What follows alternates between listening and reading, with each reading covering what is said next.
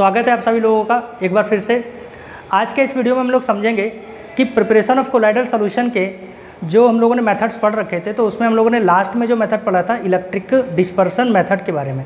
आज हम लोग डिस्पर्सन मेथड का एक लास्ट मेथड पढ़ने जा रहे हैं, जिसके थ्रू हम लोग कोलाइडल सॉल्यूशन की प्रिपरेशन पढ़ेंगे। तो वो मेथड है बेसिकली, जनरली इस मेथड का नाम है पेप्टाइजेशन। चलिए शुरू करते हैं बिना किसी देरी के। तो देखिए इस मेथड में होता क्या है, बेसिकली पेप्टाइजेशन एक प्रोसेस है जिसका मैं एक सिंपल सा अगर आपको लैंग्वेज में बताने की कोशिश करूं तो पेप्टाइजेशन एक ऐसी मेथड है जिसमें हम किसी कोलाइडल सॉल्यूशन को एक प्रेसिपिटेट से बनाते हैं। इसका मतलब कि कोई प्रेसिपिटेट होगा और उस प्रेसिपिटेट को हम किस में कन्वर्ट कर देते हैं, उस प्रेसिपिटेट को कन्वर्ट करते हैं कोलाइडल सॉल्यूशन में। इस बात का आपको ध्यान रखना होगा कि डिस्पर्सन मेथड में हम लोग जो पढ़ते थे तो वो क्या था कि लार्ज साइज के पार्टिकल जो होते हैं वो कन्वर्ट होते हैं स्मॉल साइज के पार्टिकल में, या जिसे हम कोलाइडल रेंज कहते हैं। और वो कोलाइडल रेंज बेसिकली 1 नैनोमीटर से 200 नैनोमीटर या 10 एंगस्ट्रॉम से 2000 एंगस्ट्रॉम के बीच में होती है। Peptization is a process in which precipitate is converted into colloidal solution. चलिए शुरू करते हैं इसके बारे में। तो देखिए समझ लेते हैं कि पेप्टाइजेशन क्या होता है। देखिए पेप्टाइजेशन देखिए क्या है। पेप्टाइजेशन सिंपली अगर आपको जैसा क्लियरली सब नज़र आ रहा होगा कि when freshly prepared precipitate converted into colloidal solution then it is called peptization.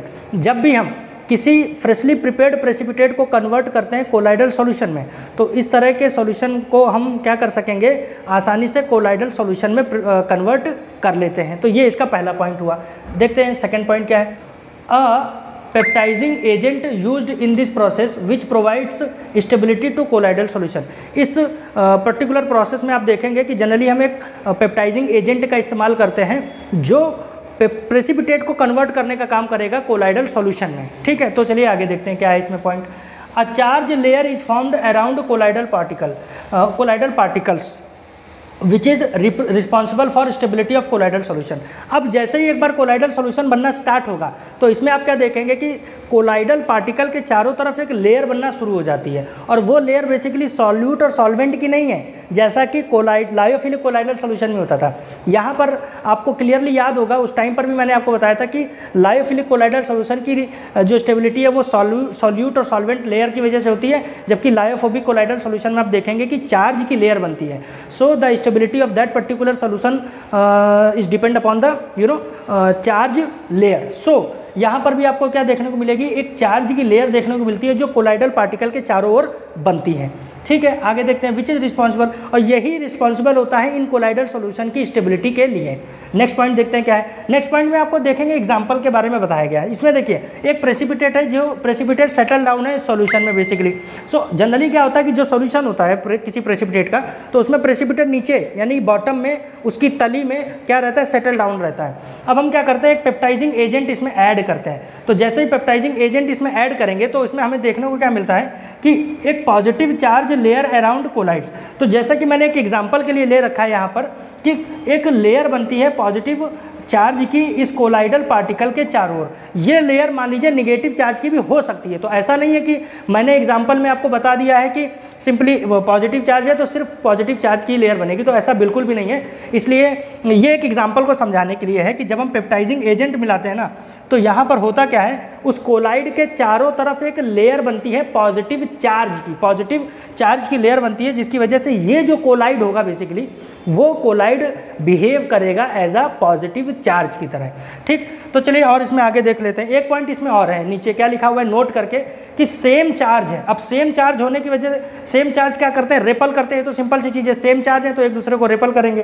तो colloids stay away from each other. अब सेम चार्ज होने की वजह से क्या होता है ना, ये दोनों जो कोलाइड होंगे ना वो पास पास एक दूसरे के नहीं आएंगे। वो क्लियरली आपको यहाँ से मेंशन हो रहा होगा कि कोलाइडल के जो पार्टिकल हैं ये इनके ऊपर अगर पॉजिटिव चार्ज आ गया तो ये वाला कोलाइडल पार्टिकल इस वाले कोलाइडल पार्टिकल को अट्रैक्ट नहीं कर पाता है, क्योंकि दोनों के ऊपर सेम चार्ज है। और ये सेम चार्ज की वजह से क्या, ये दोनों एक दूसरे को क्या करेंगे, रेपल करेंगे, दूर दूर जाएंगे एक दूसरे से। अब देखते हैं इसको थोड़ा सा जूम करने की कोशिश करते हैं। मेरे पास ऐसी टेक्नोलॉजी है कि मैं इसे जूम कर सकता हूँ। तो देखिए अब इसको मैंने इसे जूम किया तो जूम करने पे आपको ऐसा नजर आएगा कि जो कोलाइड के पार्टिकल हैं, ये जो कोलाइड के पार्टिकल है जिनके चारों तरफ पॉजिटिव लेयर है, या मान लीजिए ये निगेटिव लेयर भी हो सकती है, इसके बारे में बताएंगे कि कैसे पॉजिटिव चार्ज आएगा और कैसे निगेटिव चार्ज आएगा। तो देखिए ये जो लेयर बनी होती है, तो ये जो पॉजिटिव लेयर है ना, इस पार्टिकल के चारों ओर क्या होगा, आप देखेंगे कि ये लेयर बनती है। अब ये लेयर सेम लेयर दूसरे कोलाइड पार्टिकल के ऊपर भी है, तो ये देखिए ये दोनों कोलाइड एक दूसरे को कभी अट्रैक्ट नहीं करेंगे ड्यू टू सेम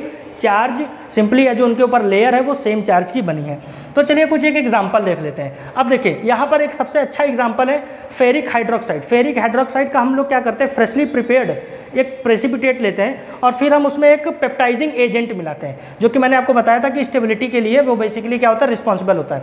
तो जैसे ही हम पेप्टाइजिंग एजेंट फेरिक क्लोराइड को मिलाते हैं ना, तो इस फेरिक हाइड्रोक्साइड के चारों ओर एक Fe+3 आयन की एक लेयर बन जाती है। ये Fe+3 आयन जो आयन की जो लेयर होती है वो ही उसकी पॉजिटिव आयन होने की वजह से क्या होता है ना, FeOH का होल थ्राइस का जो कोलाइडल सोल्यूशन होगा ना वो एज अ बिहेव करेगा पॉजिटिव कोलाइड की तरह यहाँ पर। सिमिलरली क्लोराइड में अगर हम पेप्टाइजिंग एजेंट क्या मिला दें, डाइल्यूट HCl, तो डाइल्यूट HCl में क्या होगा, बेसिकली जब डाइल्यूट HCl उसमें जाएगा तो वो प्रेसिपिटेट, जो भी प्रेसिपिटेट के पार्टिकल्स होते हैं ना उनके चारों ओर क्या करने लगेगा, Cl- आयन की एक लेयर बनने लगती है। और जैसे जैसे Cl- आयन, अब देखिए यहाँ पर निगेटिव चार्ज की लेयर बन रही है, यहाँ पर कैसी लेयर बन रही है, निगेटिव चार्ज की लेयर बन रही है, जबकि यहाँ पर आप पॉजिटिव चार्ज की लेयर देख रहे थे। तो यहाँ पर जो चार्ज होता है या तो मान लीजिए वो पॉजिटिव भी हो सकता है या निगेटिव चार्ज की लेयर भी हो सकती है। तो फिर इसमें देखिए यहाँ पर सिल्वर क्लोराइड के प्रेसिपिटेट में जब हमने अलग से पेप्टाइजिंग एजेंट जिसे हम डाइल्यूट HCl कह रहे हैं इसको अगर ऐड करते हैं तो यहाँ पर हमने इसको मिलाया तो इसके चारों तरफ एक क्लोराइड आयन की एक लेयर बन गई। अच्छा एक चीज़ आपको और बता दें, इस पॉजिटिव आयन के या निगेटिव आयन की जो लेयर है ना, इसके बाहर भी एक और लेयर बनती है जो इस पर्टिकुलर आयन को स्टेबलाइज करने के लिए इस्तेमाल की जाएगी, या उसका जो यूज़ होगा या जो उसका एक बेसिक इसका जो मेन वर्क होता है वो इनको स्टेबलाइज करने के लिए होता है। जैसे देखिए जैसे यहाँ पर Cl- आयन की लेयर है ना, तो इसके चारों तरफ एक और लेयर होगी H+ आयन की, क्योंकि अब आप देखिए सॉल्यूशन में वो HCl में H+ भी तो पड़ा होगा ना, जैसे Cl- उसके चारों तरफ है तो उस Cl- के चारों तरफ H+ होगा, तो यहाँ पर डबल लेयर बनती है बेसिकली, तो वो उसको स्टेबलाइज करने का काम करती है। तो देखिए अब इसी तरह कैडमियम सल्फाइड का प्रेसिपिटेट है। अब कैडमियम सल्फाइड में हम क्या करते हैं, H2S का एक पेप्टाइजिंग एजेंट ऐड करते हैं, जिसकी वजह से इसके चारों ओर सल्फाइड आयन की एक लेयर बन जाती है, निगेटिव लेयर बन जाती है, जिसकी वजह से ये जो सल्फाइड कैडमियम सल्फाइड का जो कोलाइड है वो बिहेव करता है as a negative colloidal solution की तरह बिहेव करता है। तो ये बेसिकली कुछ एग्जांपल थे पेप्टाइजेशन के। अब आपको एक बहुत ही इंपॉर्टेंट बात बता देते हैं कि हमें कैसे पता चलेगा कि लेयर पॉजिटिव आयन की बननी चाहिए या लेयर निगेटिव आयन की बननी चाहिए। तो इसका एक बहुत ही सिंपल सा आंसर ये है कि कॉमन आयन हमेशा क्या करेगा, फॉर्म करेगा लेयर अराउंड कोलाइड्स। जो भी हम पेप्टाइजिंग एजेंट और जो कोलाइड प्रेसिपिटेट को आपस में मिक्स करते हैं ना, आप हमेशा देखेंगे उसमें एक ऐसा आयन होगा जो दोनों में कॉमन होगा, और जो आयन कॉमन होगा आप यकीन मानिए उसी की लेयर बनेगी।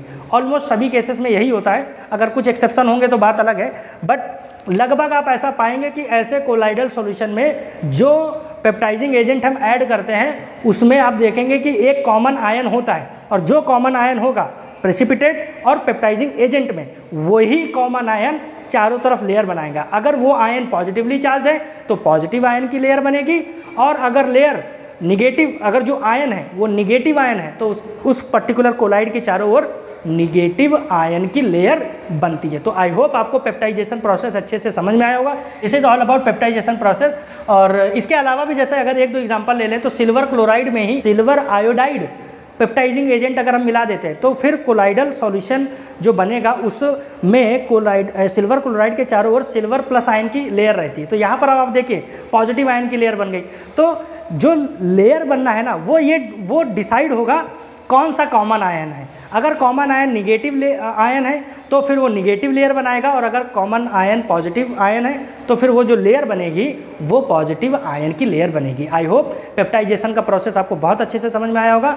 तो फिर मिलते हैं हम लोग नेक्स्ट वीडियो में, जिसमें हम लोग समझेंगे कि कंडेंसेशन मेथड क्या होता है, क्योंकि डिस्पर्सन मेथड इसी मेथड के साथ ये पूरा कंप्लीट हो गया। टोटल डिस्पर्सन मेथड में 4 मेथड थे, जिनके बारे में 1 बाय 1 मैंने आपको डिस्कस कर दिया है। आई होप इसका आपने अच्छे से नोट्स प्रिपेयर किया होगा, और इससे रिलेटेड कोई भी क्वेरी रहती है तो आप लोग बेशक पूछ सकते हैं मुझसे। तो फिर अब हम लोग मिलते हैं नेक्स्ट वीडियो में, जिसमें हम लोग ये जानेंगे कि कंडेंसेशन मेथड क्या होते हैं। So thank you so much. और अगर आपको वीडियो अच्छी लगे तो चैनल को सब्सक्राइब करिएगा, लाइक करिएगा, शेयर करिएगा, और आपका सपोर्ट, आपका सहयोग और आपका आशीर्वाद मुझ पर बना रहे। सो धन्यवाद।